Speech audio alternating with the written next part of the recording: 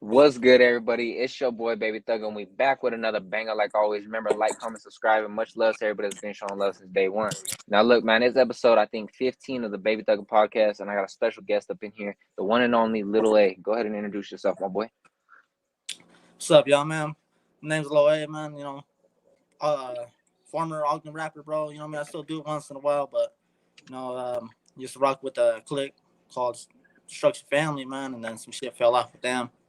And then I started rocking with the brothers from Made One Sentence, and that's what I'm still rocking with today. All right, boom, boom.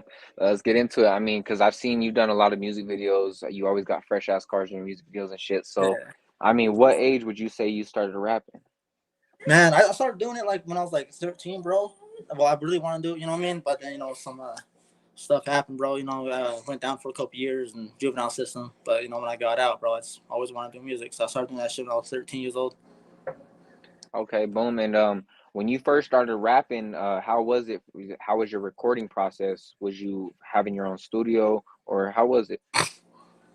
Oh man, when I first started it, I went to my cousin's house. Man, he had his own studio downstairs, but I didn't know shit how to even lay out a track, bro. I didn't even know have nothing about that, man. So I didn't even know how to write, bro. I was just freestyling, it's a bunch of nonsense shit. I didn't even know how to deliver bars correctly. Okay.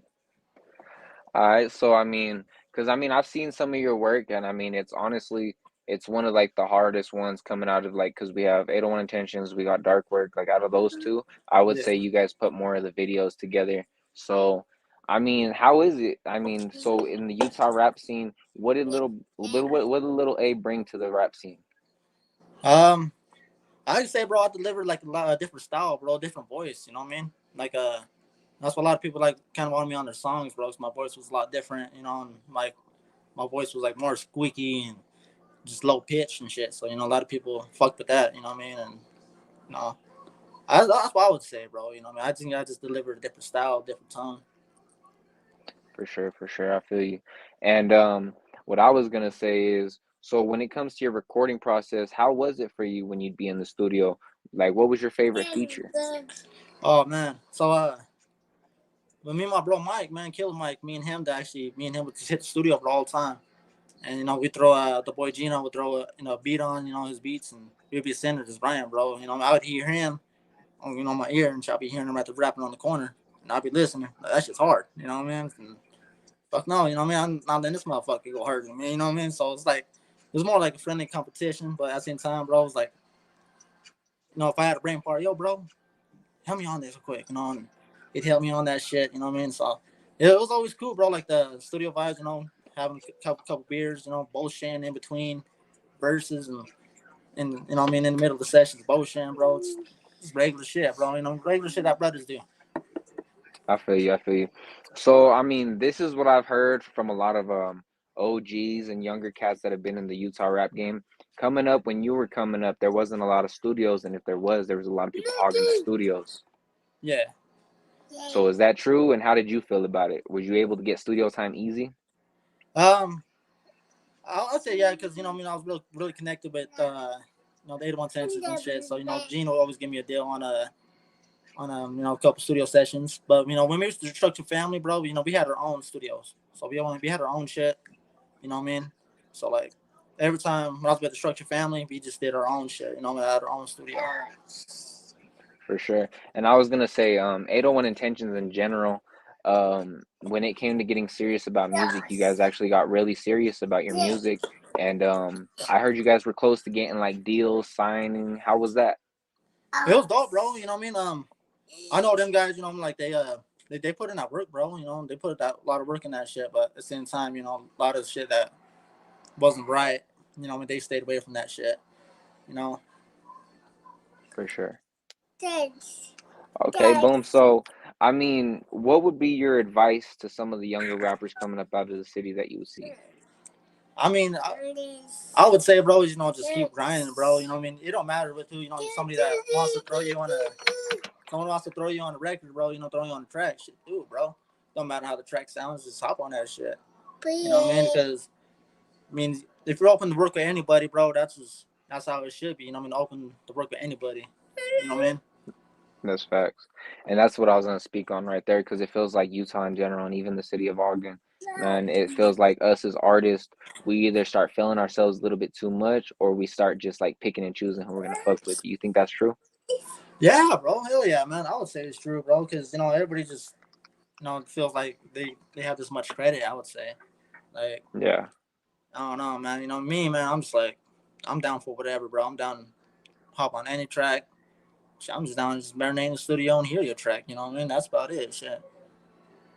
that's I facts told right I there. told I told a lot of people, bro. I'm always down to hop on any track with them. It don't matter. Um, your studio, Gino's studio. I'm down to go anybody's. You know what I mean? And I reach, I've reached out to a lot of people, man. Hop on tracks, bro. And, they're always down with it. You know what I mean?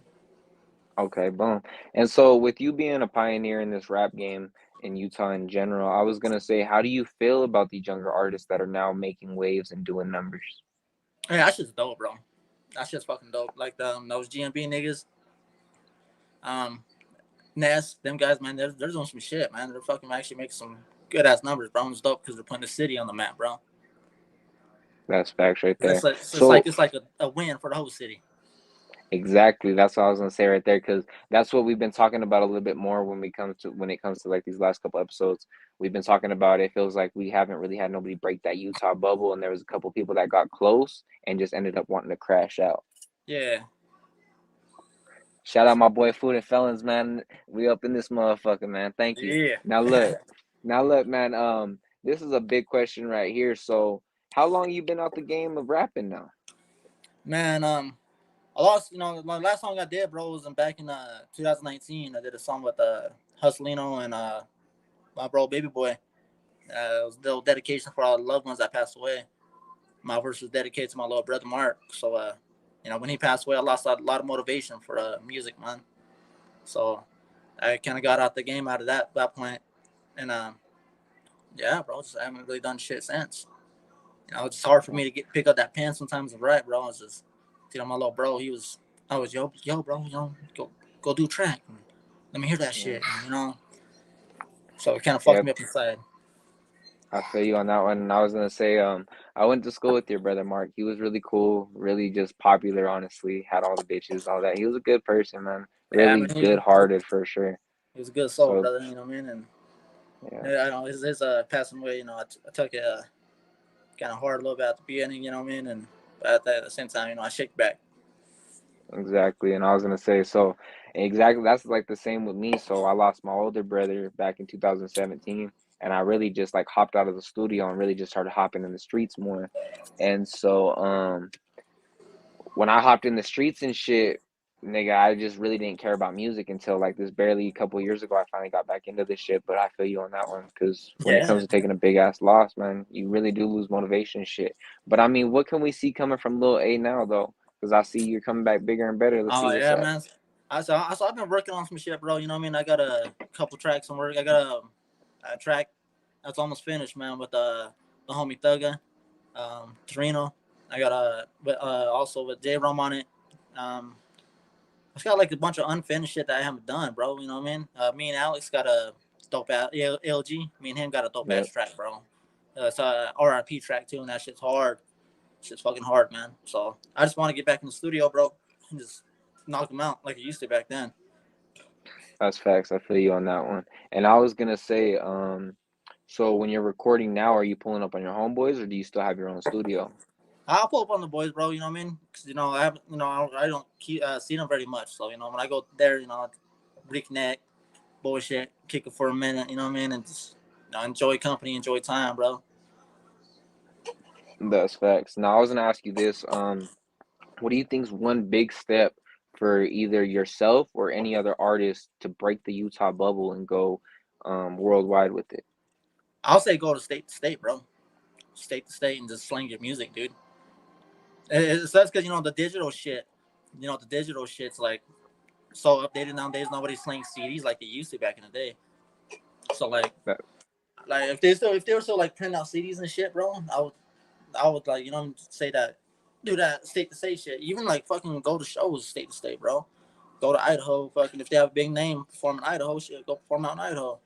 Fucking one in Colorado, go perform in Colorado or Vegas or the surrounding states. You know what I mean? platform That's itself, I would say. that's facts right there. So I was gonna say, I'm assuming you've done a couple shows and everything, and if you have, how was that? It was dope, bro. I did some show. I did a lot of shows, bro. Actually, for a lot of major artists. I think the one that sticks me to the state was the one I did for Brand Wood, bro. When we opened up for Brand Wood in Ogden, that shit was fucking dope, dude. I think it was like one of the biggest crowds I've performed in. Okay, okay. That Now shit let's was take it back. Oh shit. Okay, now let's take it back to the old school. You were talking about printing CDs and people hustling CDs back in the day.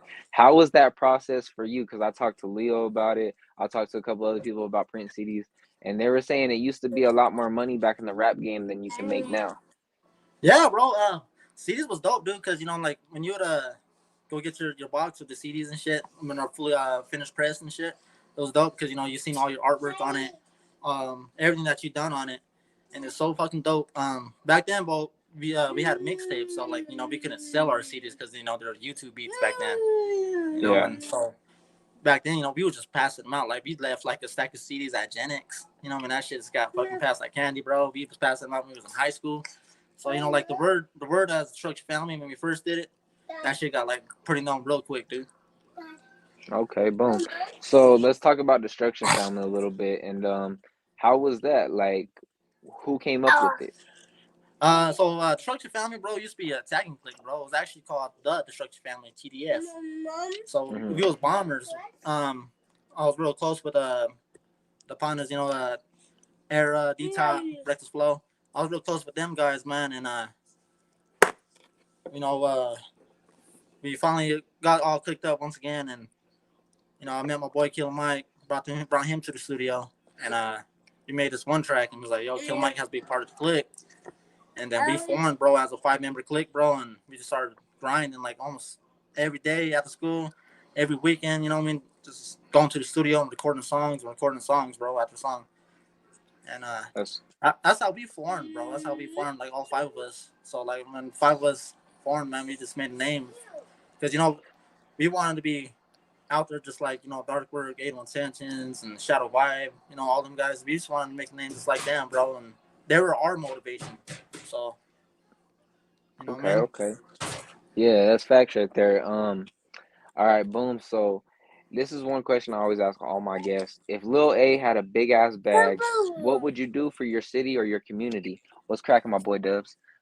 I would say, bro, affordable housing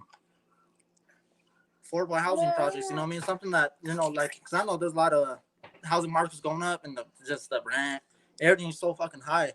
I would say affordable housing, bro. If I had the bag, man, I would build affordable housing all around the city so people could afford, somewhere to live instead of bless you, baby. So what I mean? Just shit's so fucked, bro. You know what I mean? It's hard to survive out here, like especially with the fucking everything just going up and up and up.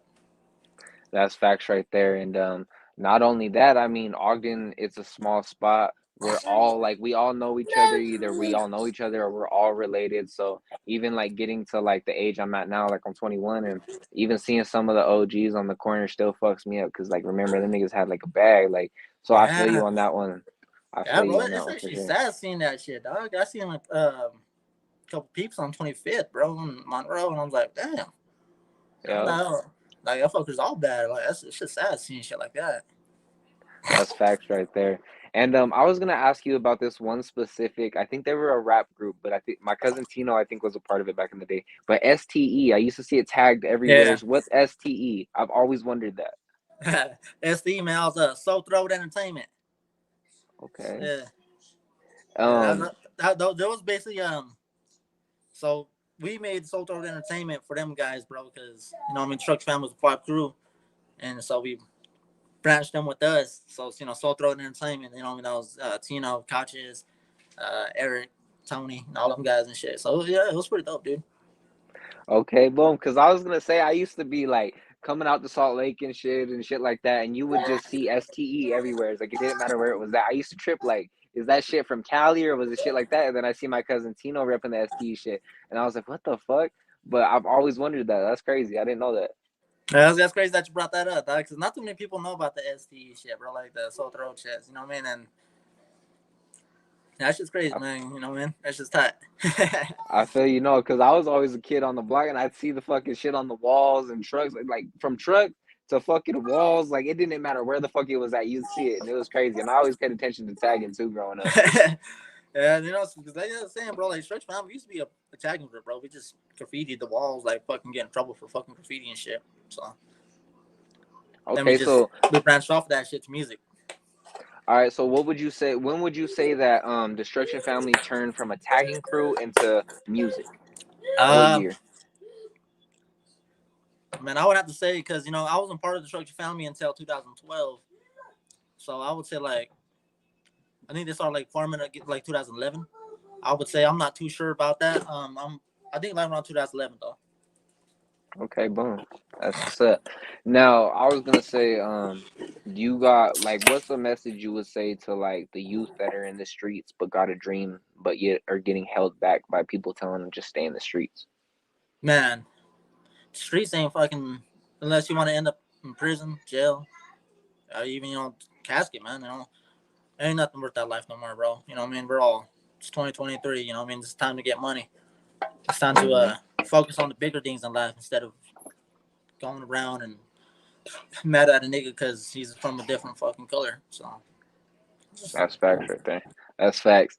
Now I wanted to talk about this right here. The first time I had ever met Lil A, this motherfucker done pulled up on me tripping over a Lakers jersey.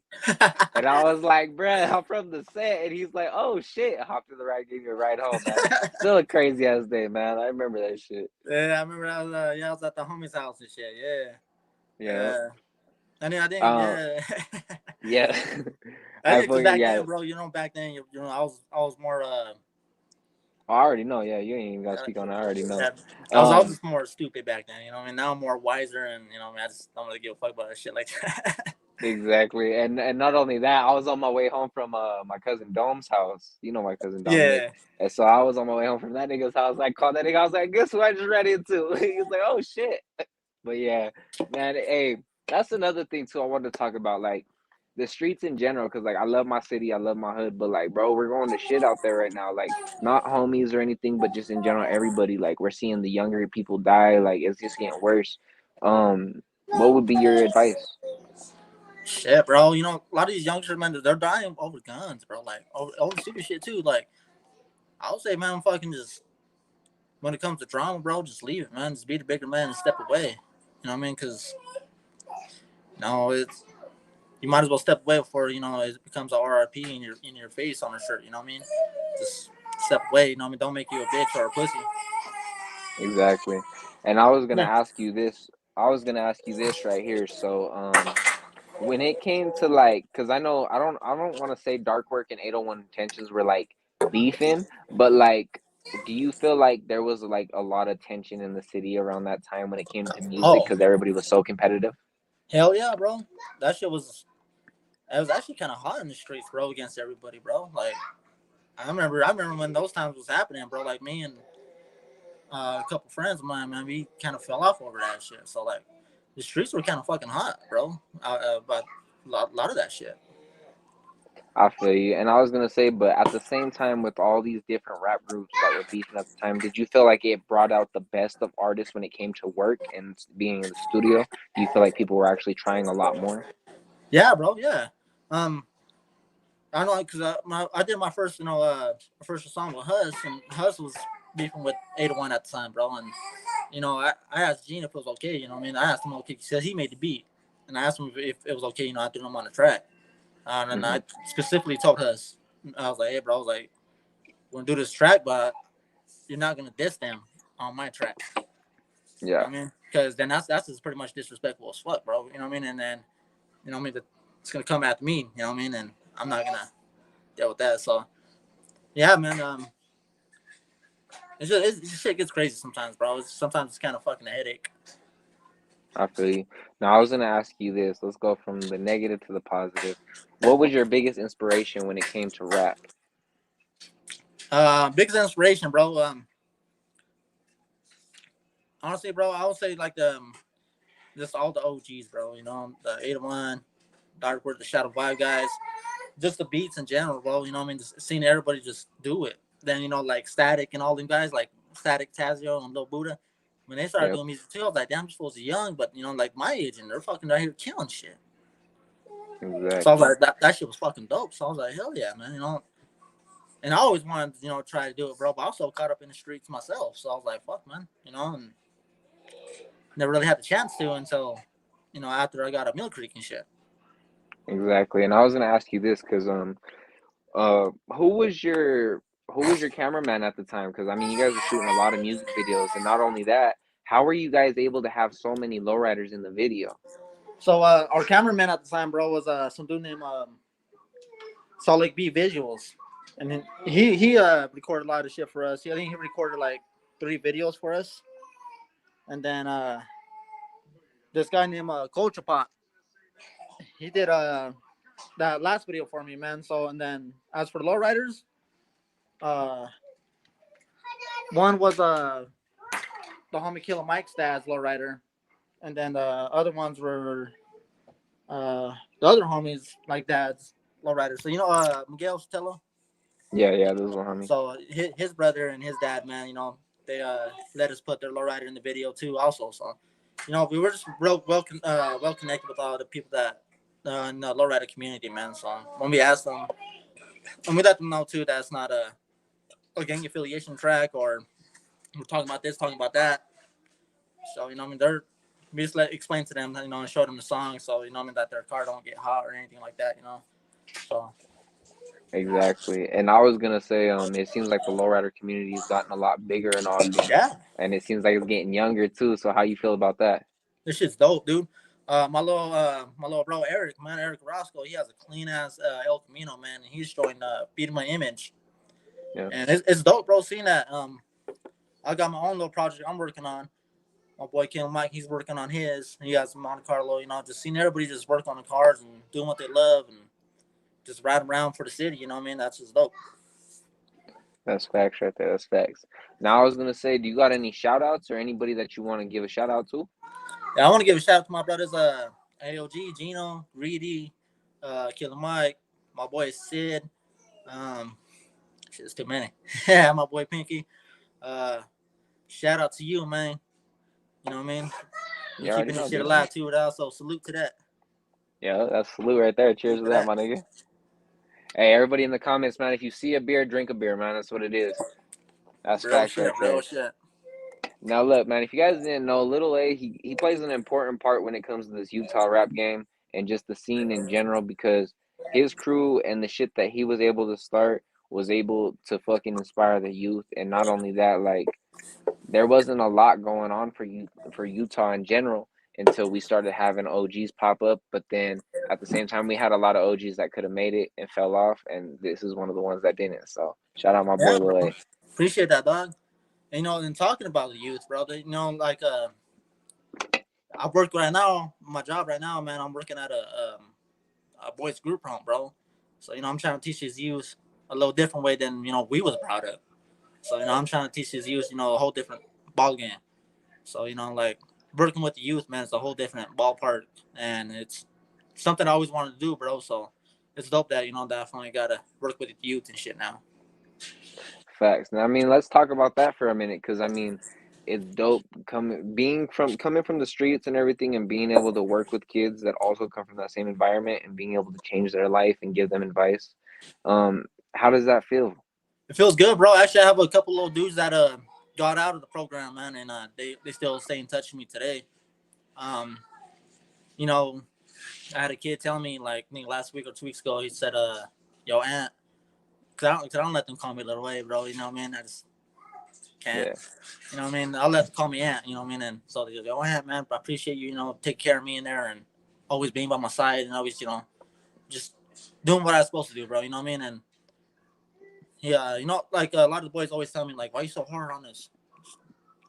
It's not that I'm being hard. It's just I'm trying to help you. I'm trying to, you know, I mean, you gotta show you some tough love sometimes, man. And sometimes tough love is the best way to learn. exactly. And not only that, when you see lost kids in the system, it's like something that grabs you because it'll remind you of you being that kid. So Yeah, bro. I feel you on that. It's people's energy. And I was gonna say with that right there, when you started working with the youth, did it also make you change your way of thinking when it came to the streets and just like all this petty ass shit that's going on right now? Did it Yeah, change to make most you change your definitely, way? bro. Most definitely. working with the youth, man, it actually kind of helped me find me a better me. It helped me find myself. I finally found my place where I want to be. Um, Working with these guys is just it's dope, you know, and makes me a better father at that. Hell yeah, that's what's up. That's what's up right there. So for anybody that wants to either work with you, reach out to you, how could they do that? So you holler at me on my Facebook profile, Anthony Lil, comma A and Martin. So you holler at me on that, man, because I really don't have too many socials. So you know, I stay away from a lot of the social media stuff. Besides, you know, Facebook, yeah, I keep contact with everybody on Facebook, man. But I'm always down to work. You know what I mean? I'm always down to work. Hell yeah, that's what's up. Now, I don't want to take too much more of your time, my boy. So, I mean, you guys seen it right there. I'm gonna do the closing right here. It's your boy Baby Thugger. We hit episode 15 of the Baby Thugger podcast. I got a special guest up in here, Lil A, man. I appreciate you for coming on the podcast, bro. It's all love. You already know, and I hope to get you in on the next episode.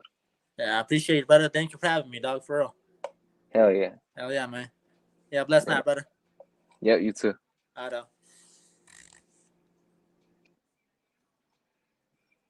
Okay, boom. Now look, man, that was episode 15 of the Baby Thugger podcast. Now look, shout out my boy Lil A, shout out Food and Felons, shout out Dubs. And now look, man, I'm gonna talk my shit real quick. Let me talk my shit real quick, bro, because there was a motherfucker in my DMs. I had just got back from San Jose, California. I sent the motherfucker my location and his ass was running. We gonna talk about the one and only EBK family right now, man. You're a bitch, you're a lame, and I swear to God, bro, if I ever catch you in the state, nigga, I'm beating your motherfucking ass, nigga. And look, bro, if anybody, look, you want to make $1,000, nigga, go to San Jose and go get that nigga EBK for me, nigga. Bring back something and I'll give you niggas $1,000, bro. Fuck that nigga EBK family. I'm putting a bag on your head, bitch. You can't come to Utah, and that's how I'm gonna do it right then and there. Man, shout out everybody that's been rocking with the channel. Shout out my boy Lil A for coming on the podcast. Shout out my big homie Dubs. You already know what's up, man. Free all my motherfucking Centros out the cage. Free my shooter memo. You guys already know what's up. If you guys need a fresh cut, go ahead and go to that one. 5 o'clock Shadow Barbershop right there in the hood, man. If you guys need it, holla at your girl Kayla Cuts. Shout out my hood, mom, man. I love you, mama. You already know what it is, man. But I ain't playing no more with these little busters that keep hopping in my comments. Oh, yeah, Listo. Not Listo from my hood either. Let's make it straight. Shout out my big homie Listo, man. But I'm talking about Listo from upstate point of view. Nigga, I have a homie named Listo from my hood. That's who I'm shouting out. But that nigga from upstate point of view, I'm gonna smack the fucking mask off your face, nigga. I promise you that, my nigga. You're a bitch too, my nigga. If I catch you slipping, you're done, my nigga. Like, you niggas cannot come to Utah, bro. Like, you know what it is. Trap on the records, Baby Thugger in this motherfucker. And I don't give a fuck about no bullshit right now, nigga. I'm gonna talk my shit because you motherfuckers been doubting. Motherfuckers want to put out all these videos, nigga. Fuck you niggas, bro. I got a bag. If anybody wants to make $1,000, go get that nigga EBK for me, nigga. Go get that nigga's bald head. Slap him on his bald head and put it on video. I'll give you $1,000. Like Boozy said, nigga. I give a fuck no more. And I'm done playing nice with all these little bitch ass niggas. And if you guys ain't fucking with the podcast, then get the fuck up out of here. Cause this is how I'm rocking, nigga. I don't give a fuck. I ain't playing with niggas no more. Man, fuck EBK family. Fuck Upstate Point of View. Shout out Chito Ranas. Shout out my boy Food and Felons. Shout out Dubs. Free my gangland, nigga. You guys know what's up. Now look, man. I don't even like getting negative. You guys know I ain't even like that. But I'm just done playing, bro.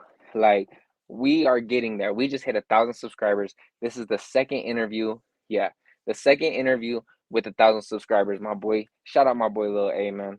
And if you guys didn't know, man, I'm going hard all year. 2024, you guys gonna see me hustling, running up bands, getting new jewelry. You guys are gonna see it all coming, man. So keep tuned, stay tuned, tap in, subscribe, all that shit. It's your boy, Baby Thugger. I'm gonna stay live for like, I'll give it 2 more minutes. I'll stay live. I'm gonna bounce about this after that. For now, it's Friday. Everybody drink, smoke responsible, and please don't drive if you're drinking, all right? So look, let's sip one real quick. But yeah, I ain't even trying to talk shit, but look, I was in San Jose today. I was in San Jose this morning, you know, had to go see some family out there. And look, bro, I sent that nigga EBK to the location and he wasn't there. And that nigga ended up hitting me up 2 hours later trying to talk some shit. So I talked my shit in his DMs, man. And they didn't even know bullshit like that EBK, but like really keep my name out your mouth, bro. I ain't fucking with you. You ain't fucking with me. So just keep my name out your mouth. It ain't no beef or nothing because I don't beef with fucking weak ass dropouts like you, my nigga. I promise you this, nigga. When I ain't even gonna talk about it, but it's over for your ass, EBK. For real. Fuck you. It's your boy, Baby Thug. I'm out this bitch.